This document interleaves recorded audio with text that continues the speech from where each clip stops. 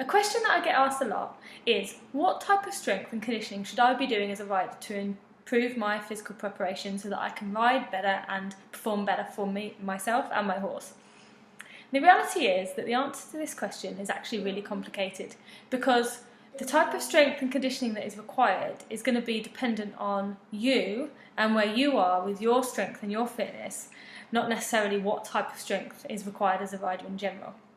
That said, there are some generic similarities that we include within a rider's, or that I include within a rider's training program, and therefore I'm going to cover those today.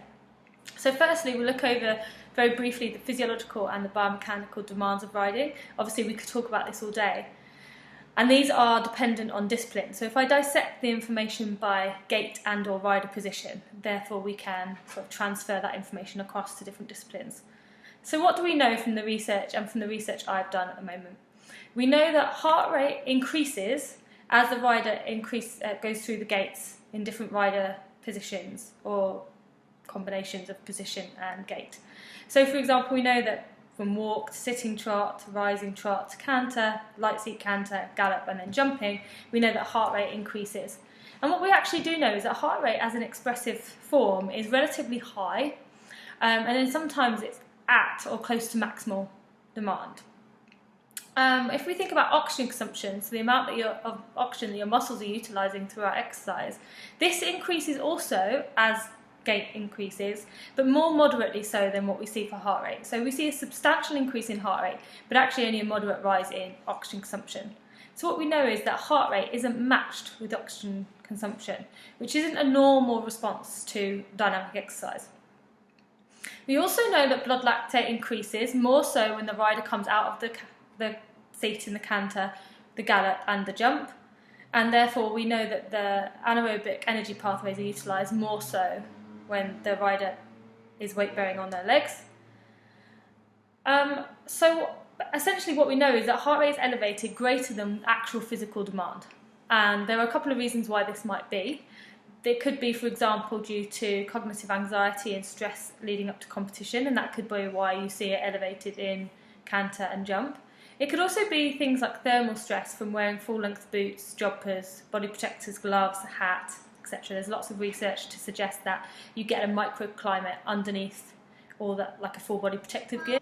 The other causal mechanism might actually be muscle activity, and that's what I've spent the last however many years researching.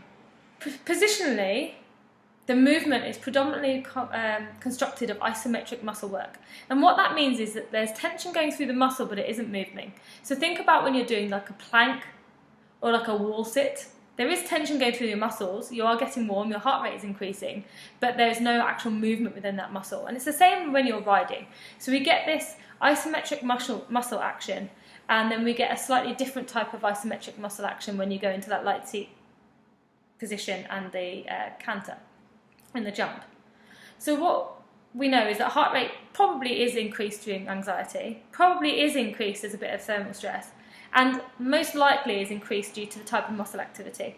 And this is something I've been researching. The isometrics is when the muscle is under partial isometric work. So the muscle is mostly isometric, but there's brief periods of relief, hence the quasi.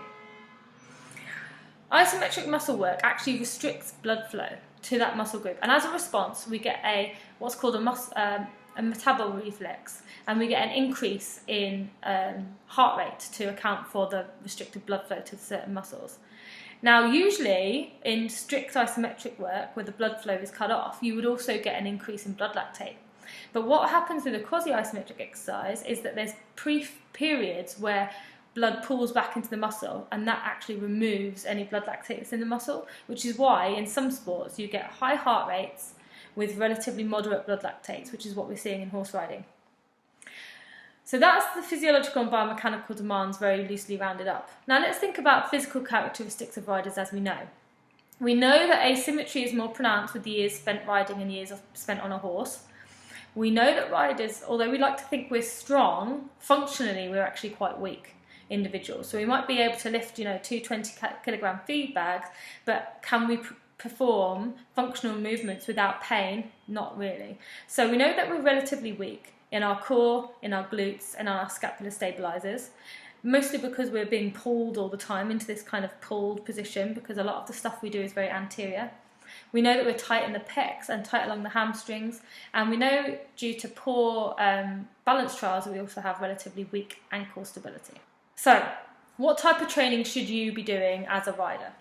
Well, as I said, that's why I've designed online rider fitness training, because it really depends on you, what you have access to, your time, your priorities, your riding, where you are in your fitness journey. But generally speaking, a dressage rider should be working a continuous steady state below anaerobic threshold. They should be performing low intensity thigh and trunk isometric holds, so think of things like plank and squat, isometric holds and variations. A show jump rider should be working intermittently above threshold and below threshold, so you should be working both energy pathways intermittently. And I always suggest that show jumpers do isoballistic exercises, which is where you have an isometric hold with periods of ballistic movement. So for example, you might do a isometric squat for a period of time and then do like a isoballistic jump in the middle and then go back to an isometric squat, and really get the body used to stabilitative mechanics. So drop jump mechanics, isometric squat to jump, bounds, etc. I would also encourage show jumpers or any equestrian discipline that requires jumping efforts to work on oscillatory moves. So for example, squats with pulses, lunges with pulses, so that you can get used to that kind of quasi-isometric activity where you get that burn and then you get a brief period of relief and then you've got to keep going.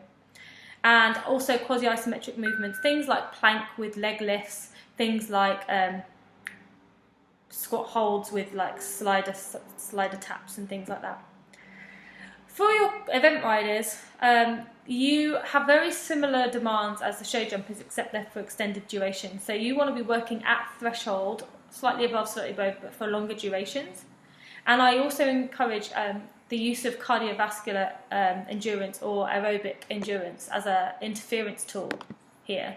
So for example, what I might do is get you to do like a mini strength circuit and then do a period of cardio intervals and then do another period of strength circuit. The idea being that eventually you can offset fatigue and perform your strength routine after cardiovascular interference, which is what you need to be able to do during event riding, and is actually some of the scientific principles that underpin my 30-day event rider fitness challenge.